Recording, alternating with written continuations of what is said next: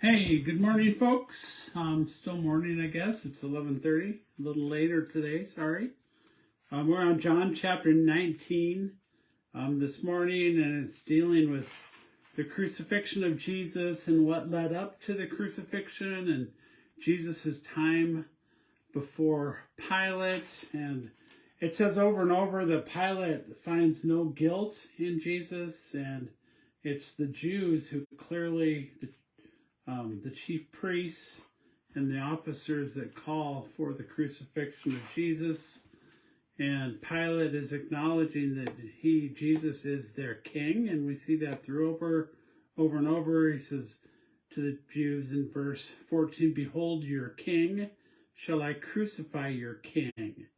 And then we see he makes us a sign that says Jesus, King of the Jews. So I think Pilate really recognized who this was, but he gives in to the pressure. The Jews saying that the only king we have is Caesar, and that if there's another king, it means you oppose Caesar. So they take Jesus, and Jesus is crucified. And the point now becomes John is making it clear that things are done here to fulfill Scripture. And we see that over and over in this last half of chapter 19. So they said to one another, "Let us not tear his the tunic, because it was seamless. This was to fulfill Scripture. They divided my garments among them." And it's interesting in verse 26, when Jesus saw his mother and the disciple whom he loved standing nearby. Everyone just, it's commonly accepted that John is referring to himself, that he is the disciple whom Jesus loved.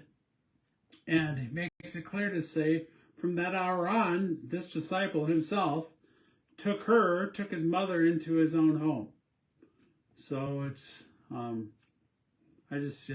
find that just fascinating how John refers to himself. And then we see about this thirsting with the sponge full of sour wine, again to fulfill Scripture, his side being pierced, and verse 35, "He who saw it has borne witness. His testimony is true," and he knows that as he is telling the truth, "that you also may believe." So this concept of belief, and again, I believe that is John talking about himself, and again, Scripture might be fulfilled. Not one of his bones will be broken. And another Scripture, "They will look on him whom they have pierced." So John is stressing over and over that this was done to fulfill Scripture. And I think this, I don't know for certain, but I think this is the first part of John where he talks about the fulfillment of Scripture.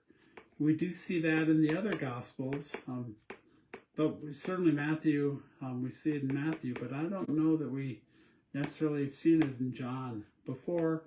And then Joseph of Arimathea and Nicodemus take Jesus' body and wrap it and put spices and place Jesus in a tomb.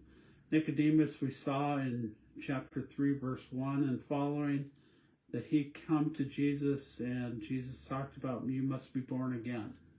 So we see Nicodemus here show up again later in the book. So just more of a historical bend of John telling how Jesus was crucified and how it got to that point, that it was the Jews really pushing hard for it as opposed to something Pilate was pushing for, and this concept of Scripture being fulfilled is the big deals in this chapter. So we will hit chapter 20 tomorrow, and then just one more chapter, and we'll wrap up the book of John. So I hope you have a great day, and let me know what you're learning as you go through this